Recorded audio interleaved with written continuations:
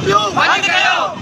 We want justice. We want justice. मेरा कोलिसा इंसाफ कयो। मेरा कोलिसा इंसाफ कयो। नाज़रीन, कोट गुलाम गोट हैदर शाह में मुबीना इजतमाही जो निशानो बनियल नारी मीरां क़ौलण जे जवाबदारन समेत मुख्य जवाबदार शफीक बुरगड़ी जी गिरफ्तारी लाइ एंट्री गेट ऐं प्रेस क्लब साम्हूं दरावड़ इतिहाद जे अॻवान फ़कीर शेवा कच्छी, प्रेम कोहली ऐं ॿियनि जी अॻवानी हेठि मुज़ाहिरो कयो वियो। इन मौक़े ते मुज़ाहिरीन जवाबदारन जी गिरफ्तारी जो मुतालबो कंदे पुलिस ख़िलाफ़ नारेबाज़ी करे रहिया हुआ। इन मौक़े ते अॻवान चयो त